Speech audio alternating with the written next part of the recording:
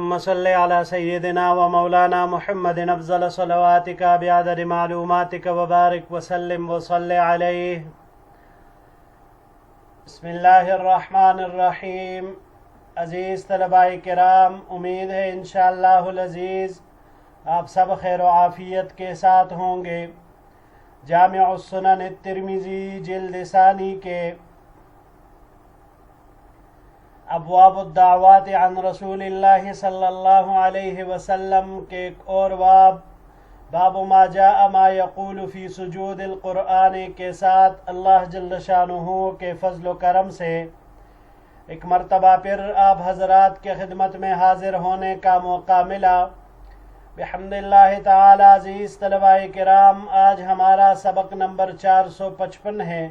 تو بڑھتے ہیں اپنے سبق کی طرف. باب ما جاء ما یقول فی سجود القرآن. یہ باب ہے اس بیان میں کہ سجدہ تلاوت میں کیا ذکر کرے. وبه قال حدثنا قتيبة قال حدثنا محمد بن يزيد ابن خنيس قال حدثنا الحسن بن محمد بن عبيد الله ابن أبي يزيد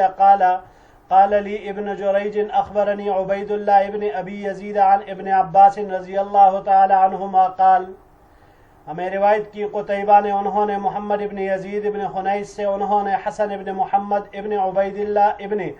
ابی یزید سے، انہوں نے کہا کہ مجھے ابن جریج نے کہا کہ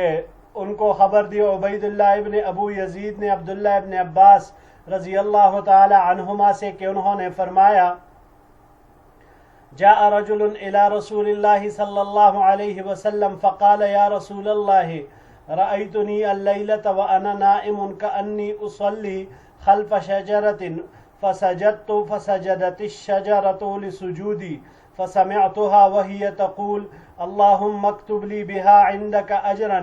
وضع عني بها وزرا واجعلها لي عندك ظهرا وتقبلها مني كما تقبلتها من عبدك داود. ایک شخص نے حضور نبی کریم صلی اللہ علیہ وسلم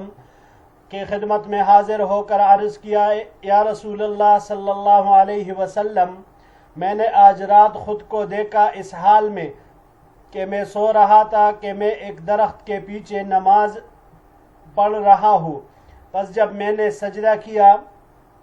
تو درخت نے بھی میرے سجدے کی وجہ سے سجدہ کیا. پس میں نے اس کو سنا کہ وہ کہہ رہا ہے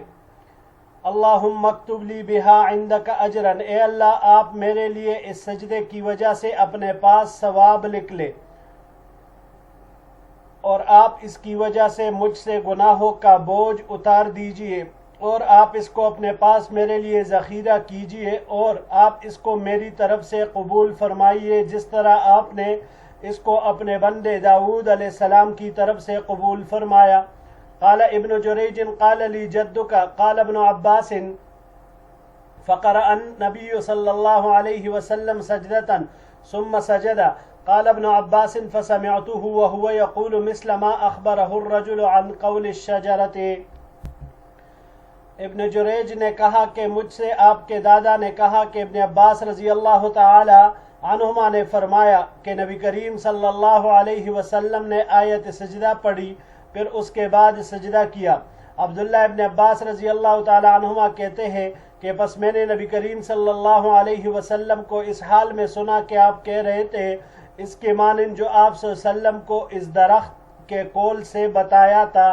یعنی جس طرح اس شخص نے خواب میں درخت کو کہتے ہوئے سنا تھا وہی آپ علیہ السلام کہہ رہے تھے. ھذا حدیث غریب لا نعرفه الا من هذا الوجه. یہ حدیث غریب ہے، ہم اسے نہیں جانتے اس طریق سے. وفی الباب عن ابی سعید،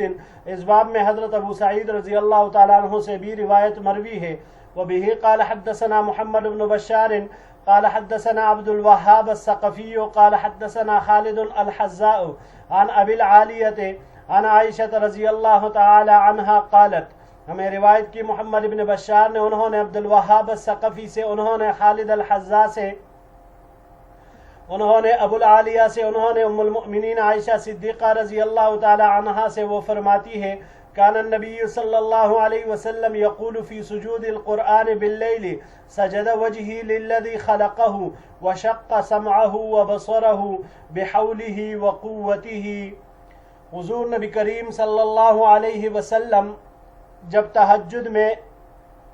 آیت سجدہ تلاوت کرتے تو سجدہ کرتے تھے اور یہ رات کو پڑھا کرتے تھے، سجد وجہی للذی خلقہ، اس ذات کے لیے میرے چہرے نے سجدہ کیا جس نے اس کو پیدا کیا اور جس نے اس میں سماعت اور بصارت کو اجاگر کیا، پاڑا، پیدا کیا، اور اپنی قدرت اور طاقت سے، یعنی اپنی قدرت اور طاقت کے ساتھ اللہ جل شانہ نے اس میں سماعت اور بصارت اس کو پیدا فرمایا، اس کو وجود بخشا۔ ھذا حدیث حسن صحیح، یہ حدیث حسن صحیح ہے۔ جی عزیز طلباء کرام، یہ روایت، اس باب کی دونوں روایتیں ما قبل میں انہی سندوں کے ساتھ پہلے جلد میں گزر چکی ہیں، تو اس لیے یہاں پر اس کے تفصیل کی مزید کوئی حاجت اور ضرورت نہیں ہے۔ عام دعائیں حضور نبی کریم صلی اللہ علیہ وسلم کی سجدے کے بارے میں ہیں۔ تو بڑھتے ہیں اگلی سلائیڈ کی طرف۔ باب ما جاء ما يقول اذا خرج من بیتہ، یہ باب اس بیان میں ہے کہ جب کوئی اپنے گھر سے نکلے تو کیا دعا کرے۔ وبہ قال حدثنا سعید بن یحیی بن سعید الاموی قال حدثنا ابی قال حدثنا ابن جریج عن اسحاق بن عبد الله بن ابی طلحہ عن انس بن مالک رضی اللہ تعالی عنہ قال، ہمیں روایت کی سعید بن یحیی بن سعید الاموی نے، انہوں نے اپنے والد سے، انہوں نے جریج سے، انہوں نے اسحاق ابن عبداللہ ابن ابو طلحہ سے، اور انہوں نے انس بن مالک رضی اللہ تعالیٰ عنہ سے کہ انہوں نے فرمایا قال رسول اللہ صلی اللہ علیہ وسلم من قال، یعنی اذا خرج من بیتہ بسم اللہ توکلت علی اللہ لا حول ولا قوة الا باللہ یقال له کفیت ووقیت وتنحى عنہ الشیطان۔ حضور نبی کریم صلی اللہ علیہ وسلم نے ارشاد فرمایا کہ جو کوئی اس دعا کو پڑھے، یعنی گھر سے نکلتے ہوئے اس کو پڑھے، بسم اللہ توکلت علی اللہ، اللہ کے نام سے نکلتا ہوں اور اللہ تعالیٰ پر میں نے بھروسہ کیا، کچھ طاقت و قوت نہیں مگر اللہ تعالیٰ کی مدد سے، تو اس کو کہا جاتا ہے، یعنی فرشتے اس کو جواب میں کہتے ہیں کفیت و وقیت، تو کفایت کیا گیا اور بچایا گیا، اور شیطان اس سے کنارے پر ہو جاتا ہے۔ ھذا حدیث حسن صحیح غریب لا نعرفہ الا من ھذا الوجہ، یہ حدیث حسن صحیح غریب ہے، ہم اس کو نہیں جانتے مگر اسی طریق سے۔ باب منہ، یہ ایک اور باب ہے اسی طرح۔ وبہ قال حدثنا محمود بن غیلان قال حدثنا وکیع قال حدثنا سفیان عن منصور عن عامر الشعبی عن ام سلمۃ رضی اللہ تعالی عنہ، ہمیں روایت کی محمود بن غیلان نے، انہوں نے وکیع سے، انہوں نے سفیان سے، انہوں نے منصور سے، انہوں نے عامر الشعبی سے، انہوں نے ام سلمہ رضی اللہ تعالی عنہ سے ان النبی صلی اللہ علیہ وسلم کان اذا خرج من بیتہ قال بسم اللہ توکلت علی اللہ اللہم انا نعوذ بک من ان نذل او نضل او نظلم او نظلم او نجہل او یجہل علینا۔ حضور نبی کریم صلی اللہ علیہ وسلم جب گھر سے نکلتے تو آپ علیہ السلام یہ دعا پڑھتے۔ ام المؤمنین یہ دعا نقل کرتی ہے، ام سلمہ رضی اللہ تعالی عنہ، اللہ کے نام سے نکلتا ہوں اور اللہ تعالیٰ پر میں نے بھروسہ کیا، اے اللہ ہم آپ کی پناہ چاہتے ہیں اس سے کہ ہم پھسل جائے یا گمراہ ہو جائے، یا ہم ظلم کرے یا ہم پر ظلم کیا جائے، یا ہم نادانی کرے یا ہم پر نادانی کی جائے۔ ھذا حدیث حسن صحیح، یہ حدیث حسن صحیح ہے۔ جی عزیز طلباء کرام، یہ دونوں دعائیں، پہلی والی آسان ہے، دوسری والی تھوڑی سی اس سے لمبی ہے، لیکن دونوں ہی بہترین دعائیں ہیں۔ لہٰذا لازمی طور پر انسان جب اپنے گھر سے نکلے، سفر پہ جا رہا ہو، کہیں جا رہا ہو، تو ہر وقت یہ معمول ہونا چاہیے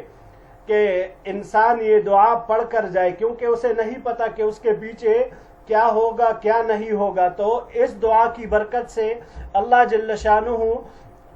نہ صرف یہ کہ اس بندے کی کفایت کرتے ہیں، اس کی حفاظت کرتے ہیں، بلکہ شیطان بھی اس کو یا اس کے گھر والوں کو کوئی نقصان نہیں پہنچا سکتا، تو اس کا اہتمام ضرور کرنا چاہیے۔ اگلے سلائیڈ کی طرف بڑھتے ہیں جی۔ باب ما یقول اذا دخل السوق، یہ باب اس بیان میں ہے کہ جب بڑے بازار میں داخل ہو تو کیا دعا کرے۔ وبه قال حدثنا احمد بن منيع قال حدثنا يزيد بن هارون قال حدثنا ازهر بن سنان قال حدثنا محمد بن واسع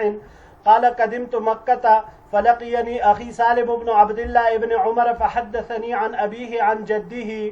ان رسول الله صلی اللہ علیہ وسلم قال، ہمیں روایت کی احمد بن منیع نے، انہوں نے روایت کی یزید بن ہارون سے، یزید بن ہارون نے کہا، میں روایت کی ازہر بن سنان نے، انہوں نے محمد بن واسع سے، انہوں نے کہا کہ میں مکہ مکرمہ آیا تو مجھ سے میرا بھائی سالم ابن عبداللہ ابن عمر ملے، بس انہوں نے مجھے اپنے والد سے روایت کی، یعنی عبداللہ رضی اللہ تعالیٰ عنہ سے، اور پھر اپنے دادا سے یعنی عمر ابن الخطاب رضی اللہ تعالیٰ عنہ سے، کہ حضور نبی کریم صلی اللہ علیہ وسلم نے ارشاد فرمایا، من دخل السوق فقال لا الہ الا اللہ وحدہ لا شریک له له الملک وله الحمد یحیی ویمیت وهو حی لا يموت بیدہ الخیر وهو على كل شیء قدیر۔ یہ چوتھا کلمہ ہے عزیز طلباء کرام، اس کا تو ضرور پڑھنا، اس کا اہتمام کرنا چاہیے، نہایت ہی آسان ہے، اور الحمدللہ کئی عرصے سے، کچھ عرصے سے، کافی عرصے سے یہ میرے اپنے معمول میں بھی ہے۔ كتب اللہ له الف الف حسنۃ ومحا عنہ الف الف سیئۃ ورفع له الف الف درجۃ۔ تو جو بندہ یہ دعا پڑھتا ہے، اس کے پڑھنے کا اہتمام کرتا ہے، تو اللہ جل شانہ اس کے لیے 10 لاکھ نیکیاں لکھیں گے، اور اس سے 10 لاکھ برائیاں مٹائیں گے، اور اس کے لیے 10 لاکھ درجے بلند کریں گے۔ ھذا حدیث غریب، یہ حدیث غریب ہے۔ وقد رواہ عمرو بن دینار قہرمان آل الزبیر عن سالم بن عبداللہ ھذا الحدیث نحوہ، اس کو عمرو بن دینار نے روایت کیا ہے سالم بن عبداللہ سے اسی طرح۔ وحدثنا بذلك احمد بن عبدة الضبي قال حدثنا حماد بن زيد والمعتمر بن سليمان قال حدثنا عمرو بن دينار وهو قهرمان آل الزبير عن سالم بن عبد الله بن عمر عن أبيه عن جده أن رسول الله صلى الله عليه وسلم قال من قال في السوق۔ ہمیں روایت کی احمد بن عبدۃ الضبی نے، انہوں نے حماد بن زید اور معتمر بن سلیمان سے، دونوں حضرات روایت کرتے ہیں عمرو بن دینار سے، وہ ہوا قہرمان آل زبیر۔ قہرمان سے مراد عزیز طلباء کرام یہاں پر بھی ذکر ہوا، لیکن میں نے یہی چھوڑا کہ یہاں پر اس کی تفصیل آئے گی۔ قہرمان سے مراد یہ ہے کہ یہ حضرت زبیر کے خاندان کے میر منشی تھے، جو ان کے خاندان کے آمد و صرف، خرچ وغیرہ سب کا حساب رکھا کرتے تھے۔ انہوں نے روایت کی سالم ابن عبداللہ ابن عمر سے، وہ اپنے والد عبداللہ رضی اللہ عنہ سے، وہ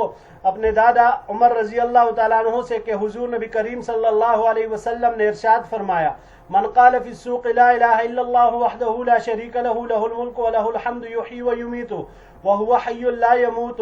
بیدہ الخیر وهو على كل شیء قدیر كتب اللہ له الف الف حسنۃ ومحا عنہ الف الف سیئۃ وبنى له بیتا فی الجنہ۔ جی عزیز طلباء کرام، اس میں بھی وہی 10 لاکھ نیکیاں، 10 لاکھ برائیاں مٹائی جائیں گی، اور یہاں پر ایک اضافہ ہے، وَبَنَا لَهُ بَيْتًا فِي الْجَنَّةِ، کہ جنت میں اس کے لیے ایک گھر، ایک حویلی اللہ جل شانہ بنائیں گے۔ تو ایک مختصر سی دعا پر عزیز طلباء کرام کتنی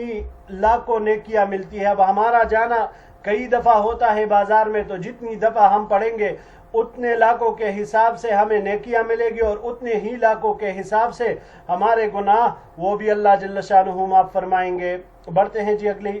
سلائیڈ کی طرف۔ باب ما جاء ما يقول العبد اذا مرض، یہ باب اس بیان میں ہے کہ بندہ کیا کہے جب بیمار ہو جائے، یعنی مریض کو کیا کہنا چاہیے، کیا ذکر دعا۔ وبه قال حدثنا سفيان بن وكيع قال حدثنا اسماعيل بن محمد بن جحادة قال حدثنا عبد الجبار بن عباس عن ابي اسحاق عن الاغر ابي مسلم قال اشهد على ابي سعيد وابي هريرة انهما شهدا على النبي صلى الله عليه وسلم انه قال۔ ہمیں روایت کی سفیان بن وکیع نے، انہوں نے روایت کی اسماعیل ابن محمد ابن جحادہ سے، انہوں نے عبد الجبار ابن عباس سے، انہوں نے ابو اسحاق سے، انہوں نے ابو مسلم الاغر سے، انہوں نے کہا کہ میں نے یقینی طور پر یہ بات ابو سعید اور ابو ہریرہ رضی اللہ تعالی عنہ سے لی ہے، اور ان دونوں حضرات نے اس پر گواہی دی کہ انہوں نے بالیقین اسے نبی کریم صلی اللہ علیہ وسلم سے سنا ہے کہ آپ علیہ السلام نے ارشاد فرمایا، من قال لا الہ الا اللہ واللہ اکبر صدقہ ربہ وقال لا الہ الا انا وانا اکبر، جس نے تندرستی کے حالت میں کہا کہ اللہ کے سوا کوئی معبود نہیں اور اللہ سب سے بڑے ہیں، تو اللہ جل شانہ اس کو سچا قرار دیتے ہوئے فرماتے ہیں کہ میرے سوا کوئی معبود نہیں اور میں ہی سب سے بڑا ہوں۔ اذا قال لا الہ الا اللہ وحدہ قال یقول اللہ لا الہ الا انا وحدی، اور جب بندہ یہ پڑھتا ہے لا الہ الا اللہ وحدہ تو اللہ جل شانہ فرماتے ہیں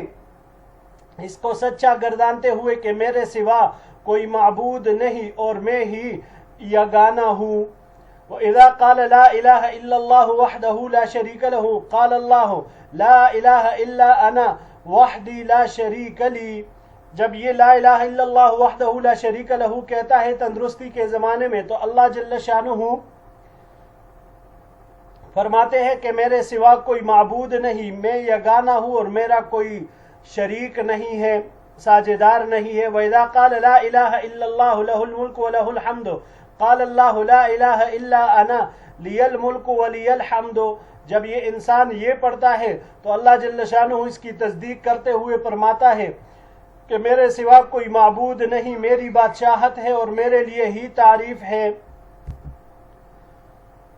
وَإِذَا قَالَ لَا إِلَهَ إِلَّا اللَّهُ وَلَا حَوْلَ وَلَا قُوَّةَ إِلَّا بِاللَّهِ قَالَ اللَّهُ لَا إِلَهَ إِلَّا أَنَا وَلَا حَوْلَ وَلَا قُوَّةَ إِلَّا بِي، اور جب یہ بندہ لا الہ الا اللہ ولا حول ولا قوت الا باللہ کہتا ہے تو اللہ جل شانہ فرماتے ہیں میرے سوا کوئی معبود نہیں، اور جو کچھ قوت اور کوئی بھی قوت، کچھ قوت اور طاقت نہیں مگر میری مدد سے۔ وَكَانَ يَقُولُ مَنْ قَالَهَا فِي مَرَضِهِ ثُمَّ مَاتَ لَمْ تَطْعَمْهُ النَّارُ، اور حضور نبی کریم صلی اللہ علیہ وسلم یہ بھی فرمایا کرتے تھے کہ جو شخص اپنے بیماری کے حالت میں یہ کلمات کہے پھر وہ مر جائے تو جہنم کی آگ اس کو نہیں کھائے گی۔ یہی عزیز طلباء کرام یہ چھٹا نقطہ اس باب کے ساتھ مناسبت آ رہا ہے اس کی۔ ھذا حدیث حسن، یہ حدیث حسن ہے۔ وقد رواہ شعبۃ عن ابی اسحاق عن الاغر ابی مسلم عن ابی ہریرہ وابی سعید نحو ھذا الحدیث بمعناه ولم يرفعه شعبۃ، اس کو شعبہ نے ابو اسحاق سے، انہوں نے اغر سے نقل کیا ہے، ابو مسلم الاغر سے انہوں نے ابو ہریرہ رضی اللہ تعالیٰ عنہ سے نقل کیا ہے، جبکہ ابو سعید رضی اللہ تعالیٰ عنہ سے بھی یہ حدیث اسی طرح اسی کے معنی میں ان دونوں حضرات سے نقل کیا ہے، لیکن شعبہ نے اس کو مرفوع نہیں بیان کیا، یعنی موقوف نقل کیا ہے۔ حدثنا بذلك محمد بن بشار قال حدثنا محمد بن جعفر عن شعبہ بهذا، ہمیں اس کی روایت کی ہے محمد بن بشار نے، انہوں نے محمد بن جعفر سے اور انہوں نے پھر شعبہ سے، باقی آگے کی سند اس کی اسی طرح ہے۔ جی عزیز طلباء کرام، یہ جتنے بھی اذکار یہاں پر ذکر ہوئے پانچوں، تو نہ صرف یہ کہ انسان کو تندرستی میں اس کا ہر وقت ورد کرنا چاہیے، بلکہ بیماری میں بھی خاص طور پر ان کو ہر وقت ان اذکار سے اپنی زبان تر رکھنی چاہیے، کیونکہ انسان کو کوئی نہیں پتا کہ کون سی بیماری اس کے بلاوے کا سبب بن جائے، دنیا سے رخصتی کا بہانہ بن جائے، اور کوئی بیماری نہ بھی ہو تندرستی کے حالت میں انسان پڑے، کیونکہ اللہ جل شانہ کسی سبب کے محتاج نہیں، موت کے لیے کسی سبب کا ہونا ضروری نہیں، وہ بغیر سبب کے بھی آ سکتی ہیں، تو اسی وجہ سے اس کا پڑھنا ضروری ہے۔ بڑھتے ہیں جی اگلے سلائیڈ کی طرف۔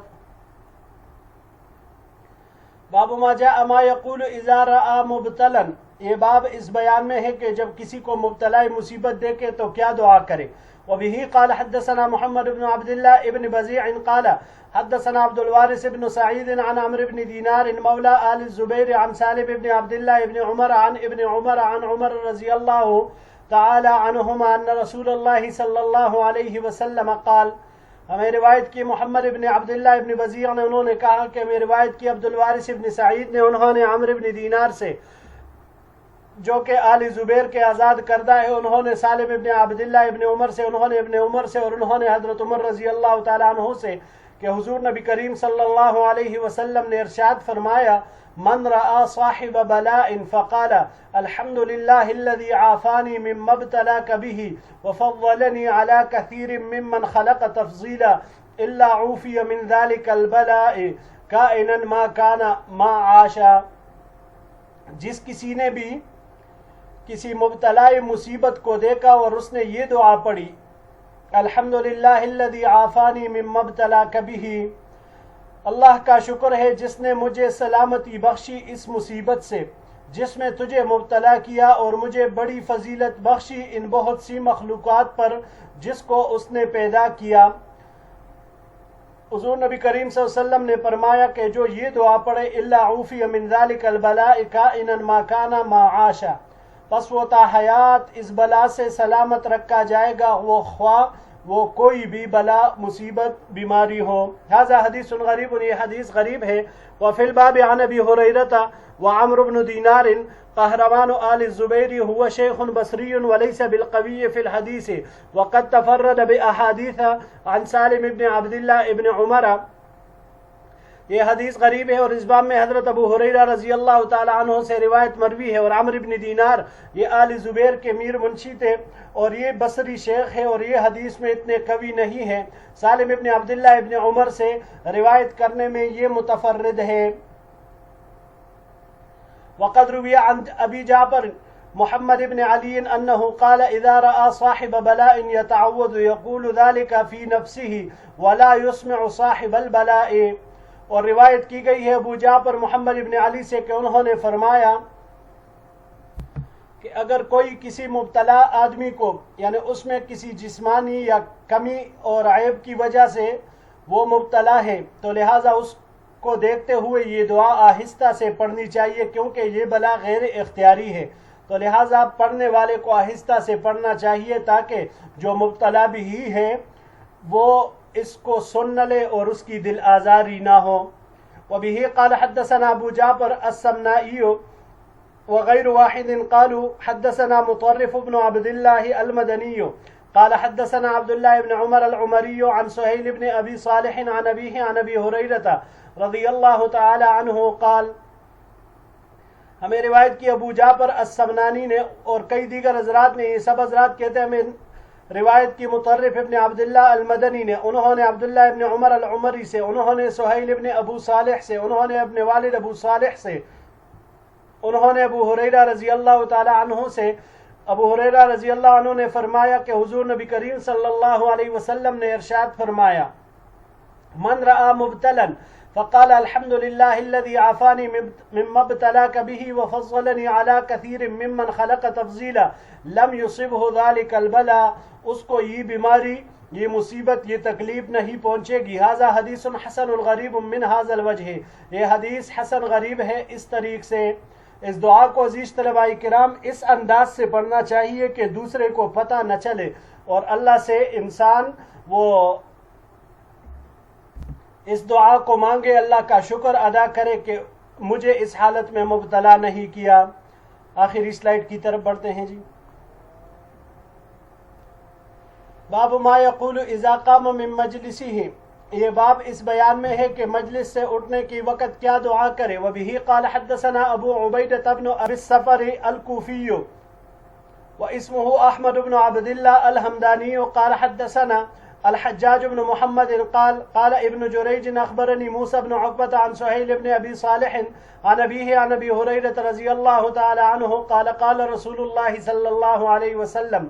ہمیں روایت کی ابو عبیدہ ابن ابی الصفر الکوفی نے، ان کا نام احمد ابن عبداللہ الحمدانی ہے، انہوں نے روایت کی حجاج ابن محمد سے، انہوں نے کہا کہ ابن جریج نے کہا کہ مجھے خبر دی موسیٰ ابن عقبہ نے سہیل ابن ابو صالح سے، انہوں نے اپنے والد ابو صالح سے، اور انہوں نے نقل کیا روایت کو ابو ہریرہ رضی اللہ تعالی عنہ سے کہ حضور نبی کریم صلی اللہ علیہ وسلم نے ارشاد فرمایا: من جلس فی مجلس